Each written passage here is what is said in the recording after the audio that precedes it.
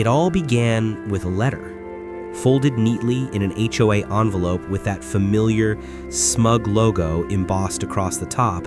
It arrived on a warm spring morning. For most residents, such letters were routine, reminders about lawn height or trash bins. But for David Carter, this one would ignite a storm that would shake his entire neighborhood to its core. David had lived in Oak Ridge Estates for nearly 7 years. He was a quiet man, practical, hardworking, the kind of homeowner who kept his lawn trimmed and his porch lights on. His house sat at the end of a cul-de-sac, with a beautiful stretch of land that bordered a small wooded area. It wasn't grand, but it was his sanctuary, a buffer of green that gave him privacy and peace. The letter, however, shattered that peace. The HOA claimed that a section of his backyard, around 20 feet from his fence line, was not technically his property.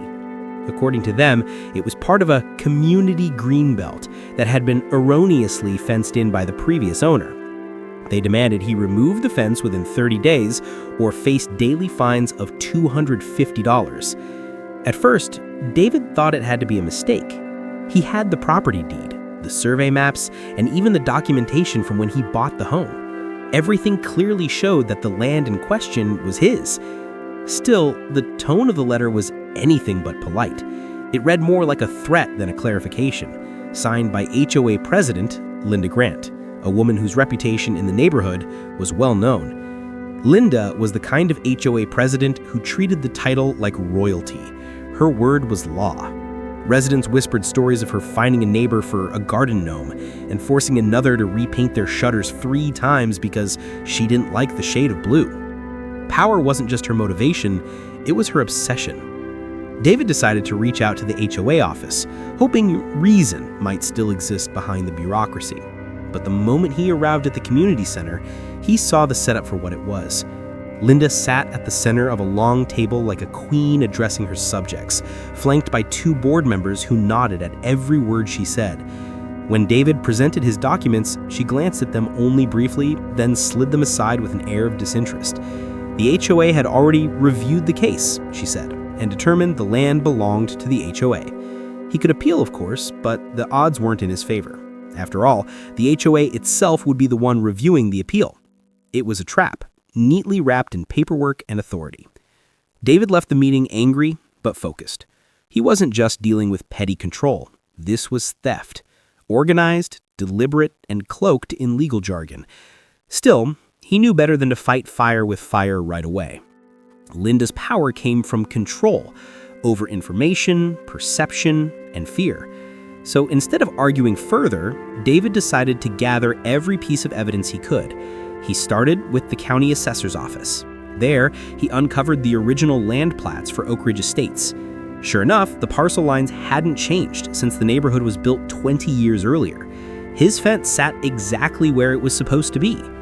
But what really caught his eye was a smaller, hidden detail on the HOA's submitted property map, an altered version filed just 3 years prior. It appeared someone had accidentally adjusted the boundary lines, pushing the greenbelt into his property. It was a subtle shift, only noticeable to someone looking closely, but it was there. And the signature at the bottom of the altered document, Linda Grant's. David realized what was happening. The HOA wasn't confused. They were scheming. They'd been slowly redrawing property lines to expand the community's common areas, boosting their control over land they didn't own. Maybe it was to increase HOA fees. Maybe it was to make future projects easier to justify. But one thing was clear: his backyard was just the beginning. For the next week, David kept a low profile. He continued mowing his lawn, waved at neighbors, and pretended everything was fine. But behind closed doors, he was building a case. He photographed the property markers, downloaded every public record, and even hired a licensed surveyor to confirm his property boundaries once more. Meanwhile, Linda and her allies grew bolder. The HOA posted a notice on the community board, claiming unauthorized fencing had been discovered and would soon be removed. A few neighbors began whispering, wondering what David had done wrong. Linda's smear campaign was working exactly as intended: make the target look guilty before he can defend himself. But David had something she didn't: patience and proof. He began compiling a timeline, emails, minutes from HOA meetings, and copies of the property plats. He even noticed that Linda's own property appeared slightly larger than what her deed described. She'd done the same thing, quietly expanding her own land under the guise of beautification projects. David now had the ammunition he needed, but instead of firing it right away, he decided to turn the entire situation into a trap of his own. He contacted a local reporter known for covering small-town corruption. Without revealing too much, David hinted at a story involving falsified property documents and HOA misconduct. The reporter was intrigued. They agreed to meet in a week, giving David time to prepare his full evidence package. By the time the 30-day deadline approached, David had everything ready. The survey report, the original plats, the signed alteration documents, and even testimony from the previous homeowner confirming the fence line had been the same for over a decade. Still, the HOA wasn't slowing down. The day before the deadline, David woke up to the sound of machinery. 2 contractors, hired by the HOA, were standing at the edge of his yard ready to remove the fence. It was the moment that changed everything. David stepped outside calmly, holding a folder in his hand. He didn't yell, didn't threaten. He simply informed the contractors that they were about to destroy private property and that every moment was being filmed by multiple cameras. He then told them they might want to call the HOA before making a very expensive mistake. The workers hesitated, exchanged glances, and made a call. Within minutes, Linda herself showed up, furious and red-faced, accusing David of harassment and obstruction. But as she ranted, David simply handed her a neatly bound packet, his evidence, with a polite note attached. It read, "Cease and desist." The next morning, copies of that same packet landed in 3 new locations: the county attorney's office, the local news outlet, and every mailbox in Oak Ridge Estates. And within hours, the quiet suburban streets began buzzing with something new: doubt. Neighbors who once trusted the HOA began asking questions. Meetings were called. Emails were exchanged. The story was spreading, and Linda was losing control of it. But for David, this was only the beginning. The real plan, the one that would not only protect his land, but dismantle the HOA's corruption, was just getting started. The storm that followed was not one of thunder or rain, but of whispers, speculation, and fear. Within a day of David's evidence making its way through Oak Ridge Estates, the HOA board found itself under siege from its own residents. People gathered on driveways and sidewalks, clutching copies of the documents David had distributed. They compared signatures, measured property lines, and questioned why their own fees had mysteriously increased over the past few years. Linda Grant tried to contain the chaos. She called an emergency board meeting, crafting a statement that blamed clerical errors and miscommunication. But the damage was done. The illusion of authority she had built so carefully was cracking, and the residents could see through it. Still, Linda was no fool. She knew that if she lost her grip now, she'd lose everything: the power, the respect, even the little empire she had built in her gated kingdom. So she went on the offensive. Notices appeared on community boards overnight, claiming that David had forged documents and spread false accusations. The HOA's attorney, a smug man named Clark Benson, sent David an official cease and desist letter accusing him of defamation. It was intimidation, pure and simple, meant to scare him into silence. But David wasn't afraid. He'd expected this. He knew that when corrupt people are cornered, they fight dirty. He didn't respond to the letter. Instead, he doubled down. He filed a formal complaint with the county's property division, attaching all the documentation he'd gathered. He also handed the same files to the local reporter he had contacted earlier. The reporter, a persistent woman named Jenna Morales, saw the story's potential immediately. Small-town HOA corruption with falsified records? That's front-page material, she had told him during their first meeting. David didn't want fame or revenge. He wanted accountability. But he knew that public attention was the only language people like Linda understood. Days passed and the tension grew. The HOA board's meetings became increasingly secretive. They stopped posting minutes, restricted resident attendance, and circulated rumors about David being unstable and anti-community. But the more they tried to discredit him, the more people began to believe him. Even longtime allies of Linda began keeping their distance. Then came the warning. Late one evening, as David was reviewing his files, he heard a car slow down in front of his house. He glanced out the window and saw headlights lingering at the curb. After a few seconds, the vehicle drove off, leaving behind a folded piece of paper wedged in his mailbox. It wasn't from the HOA. It was anonymous. Scrawled in uneven handwriting were just 5 words. "They know what you did." David read it twice. It was vague, but the implication was clear. Someone wanted him to back off. But instead of scaring him, the message only confirmed that he was getting close to something bigger than he realized. He began noticing subtle changes in the neighborhood. The same SUV parked near his cul-de-sac more often. The HOA's landscapers spent unusual time near his fence line pretending to inspect the grounds. One morning, his mailbox was left open, its contents missing. David knew this wasn't coincidence, it was intimidation, and Linda was orchestrating it all. But she underestimated his resolve. David started recording everything: security cameras, dash cams, even a body cam clipped under his jacket whenever he walked outside. Every suspicious movement, every visit, every interaction was documented. He even installed motion lights around the property perimeter and upgraded his alarm system. The once peaceful cul-de-sac had become a quiet battlefield of wills. Meanwhile, Jenna's article was progressing. She had dug deeper into the HOA's finances and discovered questionable transactions: maintenance fees paid to shell companies, landscaping contracts awarded to relatives of board members, and large sums categorized as miscellaneous expenses. When she called the HOA office for comment, Linda refused to speak, instead sending a carefully worded statement denying all allegations. The story was set to publish within a week. But before that could happen, something unexpected occurred. The county inspector contacted David requesting access to his property for an official review.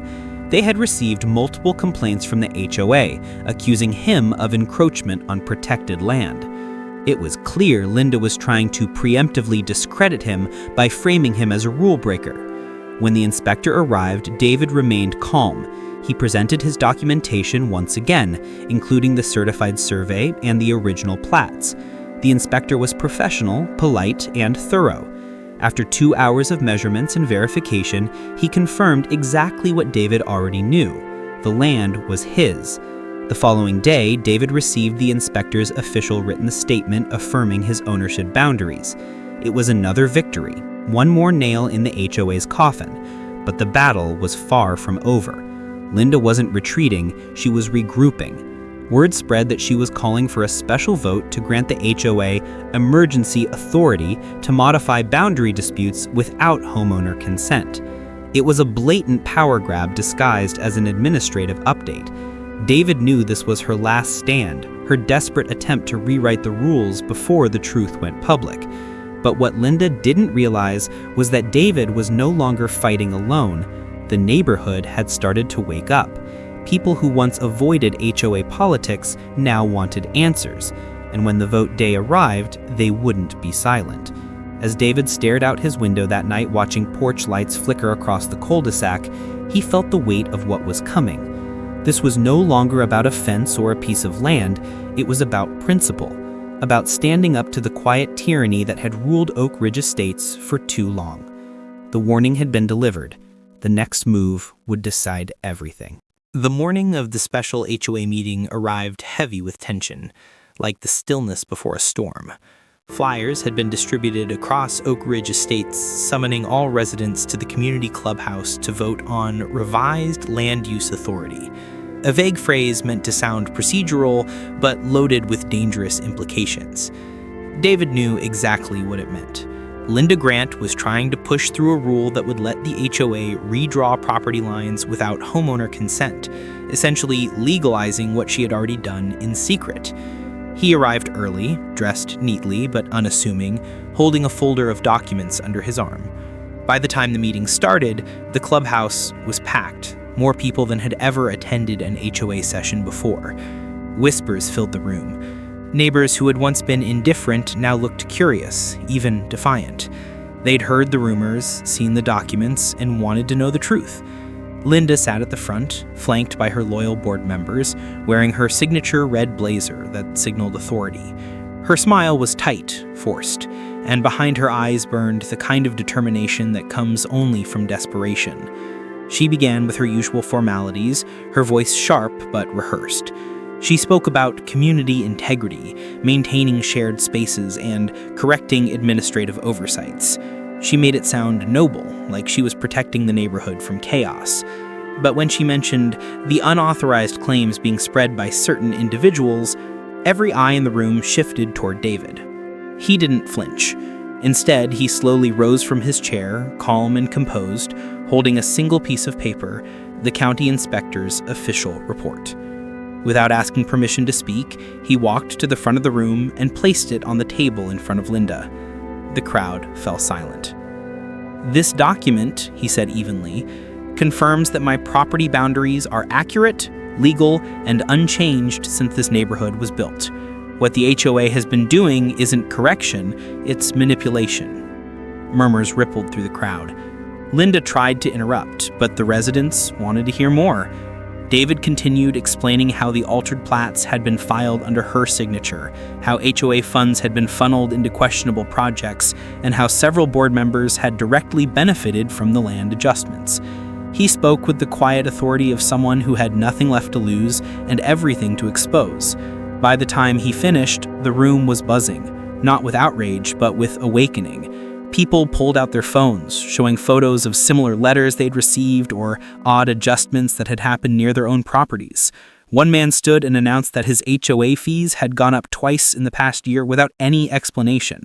Another woman mentioned that her fence line had mysteriously violated code last summer until she paid a fine directly to the HOA office.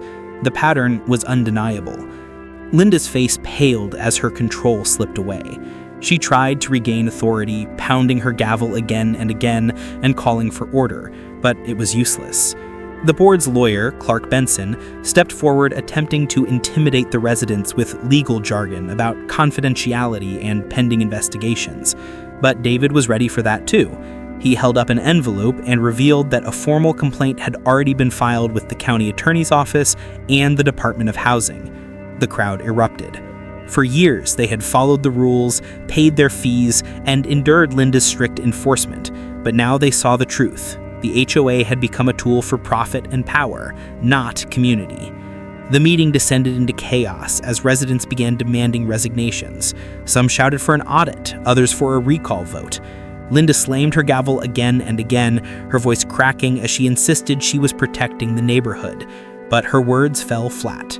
The authority she once commanded through fear was gone. The meeting ended abruptly, with Linda storming out of the room, her loyalists trailing behind her.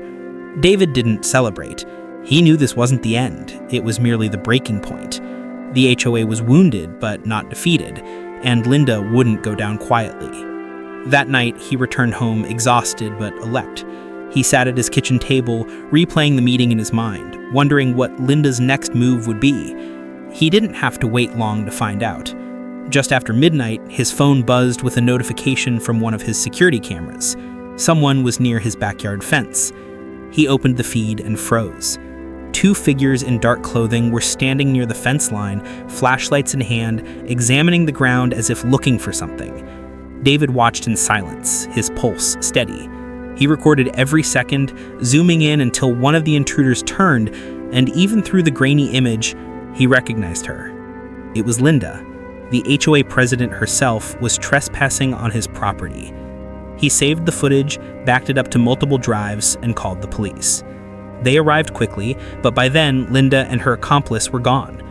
The officers took his statement and assured him they'd file a report. To most, it would seem like a petty act of vandalism or intimidation. But David knew better. This was a warning. Linda's way of saying that if she couldn't win publicly, she'd fight from the shadows. But she had just made a fatal mistake. By stepping onto his property, she had crossed a legal line she couldn't explain away. The next morning, David sent the footage directly to Jenna, the reporter. Her reply was immediate. This changes everything. The story, which was already scheduled to run in the weekend edition, was now front-page material. The headline would expose not only the fraudulent land claims, but the president's direct involvement in criminal trespassing. As the sun rose over Oak Ridge Estates, the battle lines were redrawn. The HOA had declared war, but this time, David had the upper hand. The story broke on a quiet Sunday morning, and by noon, Oak Ridge Estates was no longer just a sleepy suburban neighborhood, it was a headline. The front page of the local newspaper read, "HOA President under investigation for property fraud and trespassing." Beneath it, a photo of Linda Grant, taken during one of her HOA events, stared back at the world with forced confidence and a hollow smile. The article, written by Jenna Morales, was meticulous. It outlined every detail of the scandal, from the falsified boundary maps to the suspicious financial records and the late-night trespassing incident caught on camera. It included quotes from county officials confirming that a full investigation was underway and mentioned the growing movement among Oak Ridge residents demanding Linda's resignation. Within hours, the story spread across social media. Neighbors who had once feared speaking up now shared their own experiences publicly. Comments flooded in, some angry, others vindicated, all demanding accountability.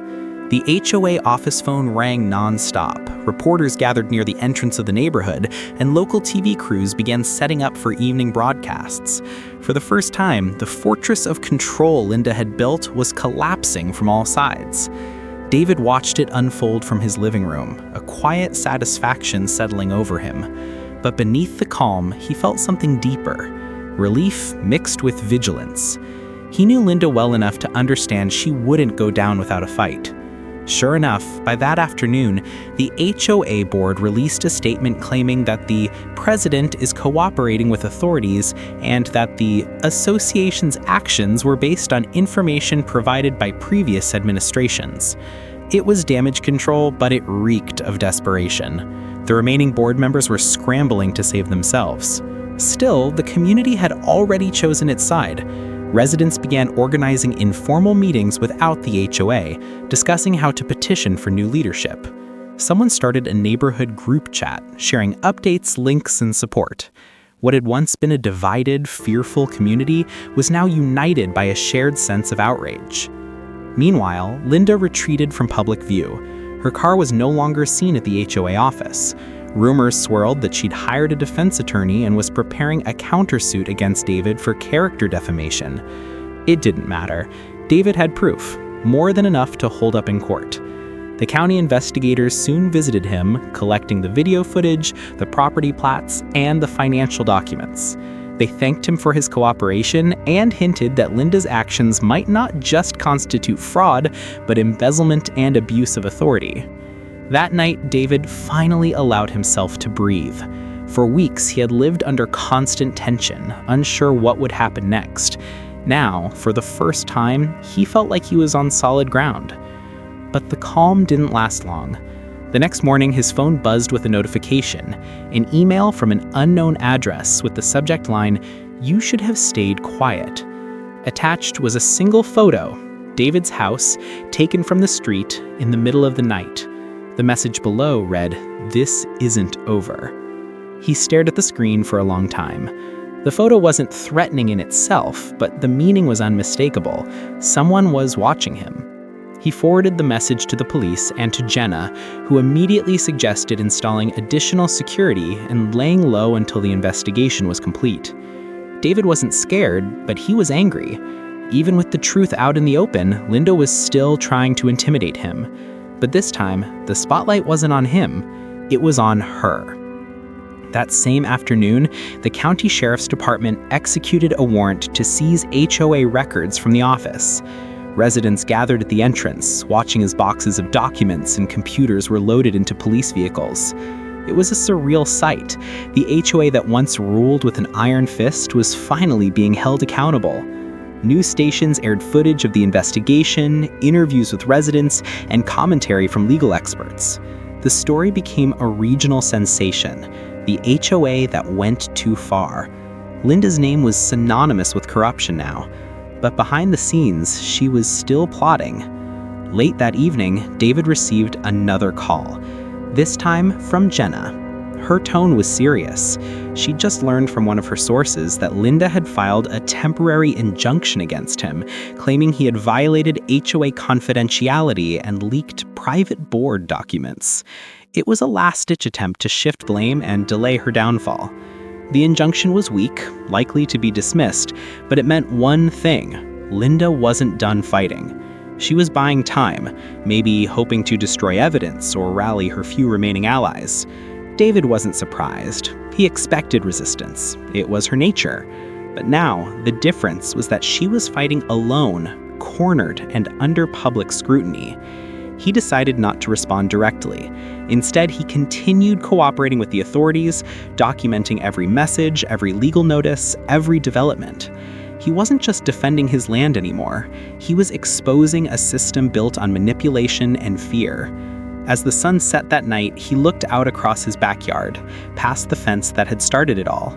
The land looked peaceful, almost untouched by the chaos it had caused, yet beneath that peace lay a history of deceit that was finally coming to light. The battle had started as one man against an HOA, but now it was something larger. It was a reckoning, and while Linda might still be scheming in the dark, the truth had already taken root. There was no stopping it now. By midweek, Oak Ridge Estates no longer felt like the pristine, rule-bound neighborhood it once was. The carefully manicured lawns and matching mailboxes couldn't hide the unease that hung in the air. Neighbors who once waved politely now gathered in small clusters, whispering about lawsuits, corruption, and betrayal. The HOA office, once the heart of control, was now abandoned, its glass door taped shut with a notice from the county attorney's office declaring it under investigation. For years, residents had accepted every letter, fine, and rule Linda Grant issued without question. Now, they saw her empire for what it truly was, a system built on intimidation and deceit. As word spread that the HOA's finances had been frozen, residents began demanding refunds for fines they'd paid unjustly. Several even threatened to file a class action lawsuit. The neighborhood was turning against its ruler. Meanwhile, Linda's world was crumbling behind closed doors. Her lawyer, Clark Benson, had quietly withdrawn representation citing irreconcilable differences. In truth, he wanted nothing to do with the growing storm. The county investigators had uncovered multiple instances where HOA funds had been used for personal expenses, renovations on Linda's home, lavish dinners, even a consulting fee paid to her cousin's landscaping company. Each revelation chipped away at her defenses until there was nothing left but denial. David watched it all unfold from a cautious distance. He hadn't gloated, hadn't boasted. He simply observed, letting the truth speak for itself. The local news continued covering the case, with Jenna Morales following every development closely.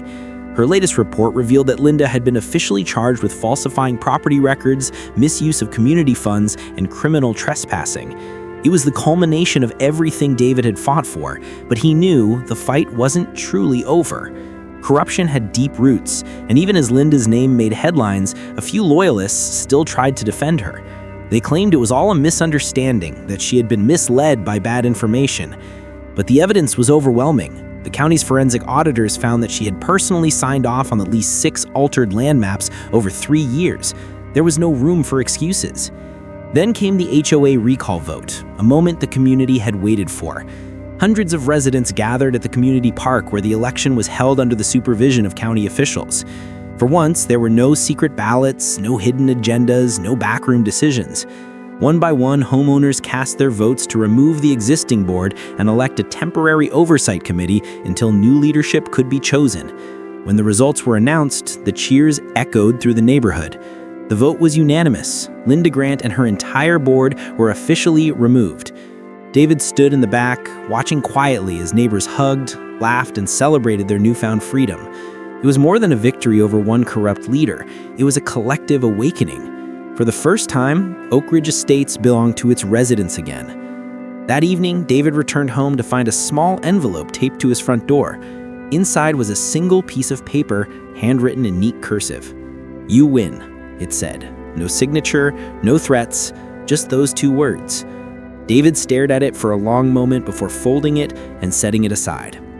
He didn't feel triumph, only closure. The war was over, and both sides had paid their price. But the fallout from Linda's downfall spread far beyond the neighborhood. Within days, local officials began investigating other HOAs in the county, uncovering similar patterns of mismanagement and abuse of power. David's case had become a catalyst, a warning that no amount of authority could stand against truth and persistence. Meanwhile, Linda's legal troubles deepened. The county prosecutor confirmed that she was facing multiple felony counts, and the media revealed she had quietly resigned from her position as HOA president before the recall vote. Her home, once the envy of the community, sat dark and empty, a for sale sign staked in the yard. Some neighbors said she had fled town. Others claimed she was staying with family, awaiting trial. David didn't care to know. He had no interest in revenge, only in peace. For the first time in months, he spent a morning in his backyard, coffee in hand, watching the sunlight filter through the trees. The same land Linda had tried to steal now felt like a symbol of everything he'd endured, proof that standing firm against corruption, even alone, could change everything. But even in that peace, there were reminders of how close things had come to disaster. One night, while sorting through his files, David noticed an unfamiliar envelope mixed in with his paperwork. Inside was a copy of the HOA's altered property map. Only this time, someone had circled not his land, but several other lots, each marked with small red dots. It wasn't Linda's handwriting. Someone else had continued her work. The realization sent a chill down his spine. Maybe Linda hadn't acted entirely alone.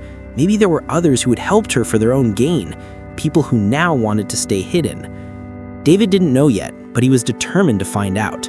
The victory was real, but the battle for the truth was not entirely finished. As the night settled over Oak Ridge Estates, he looked out across his property once more. The fence stood tall and unbroken, just as it always had, but now it marked something greater than land. It marked the line between fear and freedom. And David knew, deep down, that he would protect that line for as long as he lived. The weeks that followed Linda Grant's removal were a strange mix of relief and uncertainty for Oak Ridge Estates. On the surface, things looked peaceful again. Lawns were trimmed, children played in driveways, and the sound of leaf blowers replaced the echoes of angry meetings. But beneath that calm, the neighborhood was still learning how to breathe freely after years of quiet oppression. The newly appointed Oversight Committee, composed of volunteers from within the community, worked tirelessly to repair the damage left behind. They began auditing the HOA's financial accounts, revising unfair policies, and canceling dozens of unjust fines that had piled up under Linda's rule. It was a cleansing process, both practical and symbolic. Yet for David Carter, the man whose persistence had ignited it all, peace didn't come easily. Though the headlines had faded and the cameras were gone, he could feel eyes on him everywhere he went. Neighbors thanked him, some even called him a hero, but he could sense an undercurrent of unease, people wondering if the corruption went deeper than anyone realized. He wondered the same. The mysterious map he'd found with red dots marking other properties still haunted him. Each dot represented another possible victim of the same quiet manipulation Linda had attempted on his land. The thought that others might have been exploited, perhaps even unknowingly, kept him up at night. Determined to uncover the truth, David began his own quiet investigation. He visited the county records office again, combing through years of property maps, amendments, and filings. What he found disturbed him. Several documents bore signatures from board members other than Linda, including the treasurer and the vice president, individuals who had publicly distanced themselves from her during the scandal. Their names appeared on older filings, suggesting that the boundary manipulations had started long before Linda took over as president. It wasn't her plan alone, it was systemic, a network of small, deliberate changes over time that had slowly redirected community resources and property rights for profit. David shared his findings with Jenna, who immediately sensed the significance. "This isn't just about Oak Ridge," she said. "It's part of a pattern. If it happened here, it could be happening elsewhere." Together, they began cross-referencing similar HOA cases in nearby neighborhoods. Sure enough, they found nearly identical discrepancies. Plots of land shifted by just a few feet, financial adjustments, and meeting notes conveniently missing from public records. It was a county-wide issue, possibly even bigger. The two decided to compile their findings into a detailed report, not just to expose what had happened, but to ensure it could never happen again. But as they worked, strange things began happening again around David's home. His mailbox was found open several mornings in a row, his trash cans knocked over, his car alarm triggered at night with no clear cause. He brushed it off as coincidence until one evening he noticed a set of tire tracks leading up to his driveway, fresh, still damp from the rain. Someone had been there again, watching. He turned to his security footage, but half the recordings from that night were corrupted, filled with static. Someone had tampered with his cameras. It was a chilling reminder that even though Linda was gone, her influence or her allies were not. The following day, he received a visit from a man claiming to be an insurance adjuster, reviewing old HOA claims. His badge looked official, but when David asked for identification, the man hesitated, then left abruptly.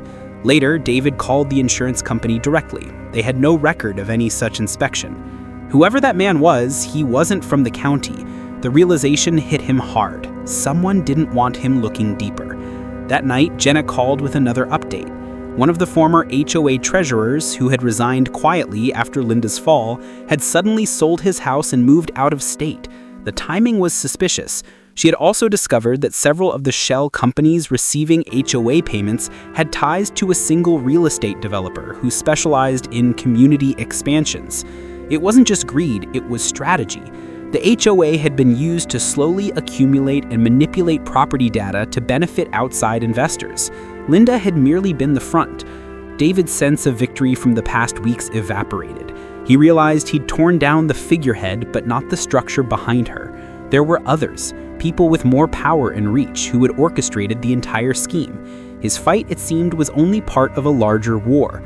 Determined not to let the story die, David urged Jenna to take their findings public again. She agreed, but warned him that the stakes were higher this time. "You've already made enemies," she said. "If we move forward, we need to be careful." David understood, but caution was never his weakness. He'd already faced intimidation, surveillance, and threats. Nothing could deter him from finishing what he started. The next morning, he compiled all his new evidence, the altered plots, the financial links, and the pattern of property changes, and delivered copies to both the county prosecutor's office and the state attorney general. It was his way of saying, "I'm not backing down." That night, as he stood on his back porch looking over the land that had nearly been stolen, David finally felt the full weight of what he'd uncovered. This was never just about a fence or a title deed, it was about control, greed, and the abuse of power disguised as community service. And though Oak Ridge Estates had reclaimed its freedom, the forces behind its corruption were still lurking beyond its borders, waiting for their next opportunity. David took a deep breath, feeling both weary and resolute. The aftershock of his battle was far from over, but he knew one thing for certain. He'd faced the storm once, and he could face it again. The weeks after David submitted his evidence felt tense and uncertain. The HOA community had begun healing, but outside Oak Ridge Estates, quiet ripples of unease spread through the county. What David had unearthed had gone far beyond one neighborhood. It was exposing a tangled web of manipulation reaching into several nearby developments. The county prosecutor's office launched an official inquiry, though they tried to keep it discreet. Yet word travels fast in small towns, and whispers began to circulate. Whispers about corrupt developers, falsified maps, and stolen land. Some called it paranoia, others called it justice catching up. David stayed mostly indoors, continuing to catalog every document and timestamp he had. He didn't trust anyone, not even the HOA's new leadership, because he couldn't be sure who had known about the deeper fraud. Jenna kept him updated daily, feeding him bits of information she'd gathered from her contacts. The investigation was indeed expanding. 2 former HOA officials from different neighborhoods had been subpoenaed, and several county records clerks were under review for administrative irregularities. Still, there was pushback. Files went missing from the courthouse archives, and a fire at a storage unit belonging to a real estate developer destroyed several key documents. Officials called it an accident, but David knew better. Too many coincidences surrounded this case for any of them to be accidents. He also noticed a change in his day-to-day life. Cars idling near his driveway longer than usual, unfamiliar faces walking down his street, strangers pretending to be delivery drivers who never actually dropped anything off. One evening, he received an unmarked envelope in his mailbox. Inside was a single piece of paper with only one sentence written in bold. "Stop digging before you lose everything." No return address, no signature. The message was clear, and though it made his blood run cold, it only strengthened his resolve. He handed the letter to Jenna, who immediately advised him to go to the authorities, but David hesitated. He didn't trust that every law enforcement officer was uninvolved. Some of them had likely turned a blind eye to this corruption for years. So instead, he made multiple digital backups of everything he had. 3 encrypted drives stored in separate safe locations, one even sent to a friend in another state. If anything happened to him, the truth wouldn't disappear. Meanwhile, the community began to change in unexpected ways. Some residents were grateful to David, offering to help him with groceries, repairs, or even legal fees. Others were afraid, telling him he should let it go, that he'd already done enough. The tension was dividing neighbors who once stood united against Linda Grant. It was as if the fear she had ruled with had found new life through uncertainty. At night, David would stand by his window and look across the quiet suburban streets that now seemed haunted by secrets. Every light that flickered on, every curtain that shifted, every car that drove slowly by, he questioned all of it. Then came the knock on his door. It was late, close to midnight. When he opened it, 2 men in plain suits stood outside, identifying themselves as investigators from the state attorney's office. They said they wanted to discuss his submissions in private. David invited them in, but something about their tone felt rehearsed, their eyes too sharp. They didn't ask many questions about the evidence. Instead, they wanted to know where he had stored his backups and whether he had shared them with anyone else. Alarm bells went off in David's head. He gave vague answers and watched their reactions carefully. One of the men made a small note in a black binder before quickly closing it. After they left, he called Jenna immediately. She checked with her contact at the Attorney General's office. No investigators had been sent to his home. Whoever those men were, they weren't from the state. The realization chilled him to the core. They were trying to find and destroy his evidence before it reached the public. That night, David packed a small bag, took one of his encrypted drives, and left town quietly to stay at a motel under a different name. He didn't know how deep this conspiracy went, but he knew it wasn't safe to stay put. From his temporary refuge, he kept communicating with Jenna through encrypted emails. She was now working with a national journalist who had taken an interest in the story after hearing rumors of land laundering schemes connected to HOAs across multiple states. The moment the journalist confirmed she had enough material to publish, David finally exhaled a breath of relief. But even then, he knew that the people behind this would not go down quietly. They had money, influence, and friends in high places. Still, the tide was turning. Anonymous tips began flooding in, people from other neighborhoods who had noticed strange changes in their property maps, unexplained fees, or missing HOA meeting minutes. The story was growing beyond Oak Ridge Estates. It was becoming a movement. And through it all, David realized something profound. He hadn't just fought for his land. He had ignited a reckoning. What began as one man's battle with a corrupt HOA had evolved into an exposure of systemic abuse that had thrived under the radar for years. As dawn broke one morning over his motel window, David watched the sunlight spill across the parking lot and knew that everything was about to change again. The storm he had started was now out of his control, and the people he had angered were not done fighting. The unraveling had only begun. The morning the story broke nationwide, Oak Ridge Estates was never the same again. The headlines flashed across every major network. Local HOA corruption exposed, property fraud spanning multiple counties under investigation. David sat in his motel room, watching the coverage in stunned silence, a mug of cold coffee in his hand. The national journalist Jenna had connected him with had delivered exactly what she promised, a full exposé backed by irrefutable documentation, expert testimony, and even video clips of HOA meetings showing Linda Grant's manipulations in plain view. Within hours, county officials were issuing statements. Damage control was in full swing, and arrest warrants began to circulate. Linda Grant was the first to fall.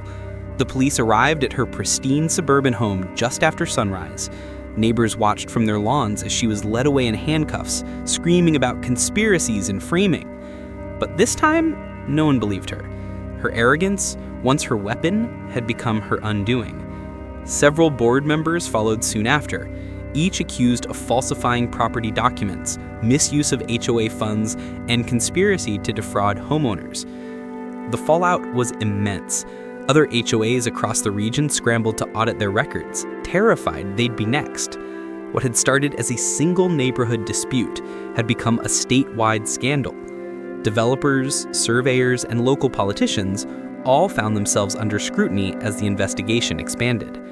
And in the center of it all was David, though few knew it. He hadn't stepped back into Oak Ridge Estates since leaving his home weeks earlier. His name wasn't publicly mentioned in the first wave of reports, as Jenna had promised to protect his anonymity until he chose otherwise. Still, he watched everything unfold with quiet satisfaction and disbelief. The machine that had once seemed so untouchable was now crumbling in real time. Eventually, the reporters began calling him directly. Word had gotten out about the homeowner who started it all. They wanted interviews, photos, statements, but David refused them all. He didn't do this for fame or revenge anymore. He'd done it for the principle that no one, no matter how small their community, should be allowed to abuse power unchecked. A week later, he returned home. The streets were quieter now. The HOA signs had been removed, and the once feared community board stood empty, its cork surface riddled with old pushpin holes and faded flyers. A small group of neighbors gathered as he drove up, greeting him warmly. Some of them hugged him, thanking him for standing up when they couldn't. Others simply nodded in silent respect. He could tell they were still processing everything that had happened. The house looked just as he'd left it, except for the stack of letters on his porch. Official mail, apologies from the interim HOA committee, even a notice from the county confirming that his property deed had been officially verified and restored in the public record. The fence stood tall, unbroken, just like before. For the first time in months, David felt peace settle over him. That night, he sat on his back porch with a glass of whiskey, watching the fireflies drift lazily above the grass. The woods beyond the fence whispered softly in the breeze, the same sound that had once been his refuge before the chaos began. He thought about everything that had happened, the threats, the sleepless nights, the constant fear that he'd gone too far. But in the end, the truth had prevailed. Linda and her conspirators faced criminal charges, several losing their licenses and positions. The state introduced new regulations limiting HOA authority and increasing homeowner protections. Change, real change, was happening because of what he started. Yet deep down, David knew that corruption was like a weed. It might be cut down, but it always tried to grow back. There would always be another Linda Grant somewhere, another group of people convinced they could twist power for personal gain. But now there would also be more homeowners like him, people who knew they could fight back. As the months passed, Oak Ridge slowly rebuilt itself. The HOA was restructured with community votes, transparency, and fair representation. Neighbors who had once avoided each other over petty fines now came together for block parties and open meetings. The neighborhood had found something it hadn't had in years: trust. One afternoon, as David walked his property line, he noticed a fresh set of flowers laid by his fence. There was no note, just a simple gesture. Maybe it was from a grateful neighbor, or maybe from someone who finally understood what he was fighting for. Either way, it reminded him of something his father once said: "Land is just dirt until you pour your integrity into it." David smiled faintly, realizing that's exactly what he had done. When evening came, he turned off his porch light and looked once more at the peaceful horizon. The sun dipped low behind the trees, painting the sky gold and crimson. For the first time in a long while, it felt like home again. The war was over, the lies exposed, and justice had finally found its way to Oak Ridge Estates. But as he closed his eyes and let the quiet settle in, one thought lingered in his mind, a quiet promise to himself that if anyone ever tried to steal what was right again, he'd be ready. The reckoning might have ended, but the lesson would endure forever.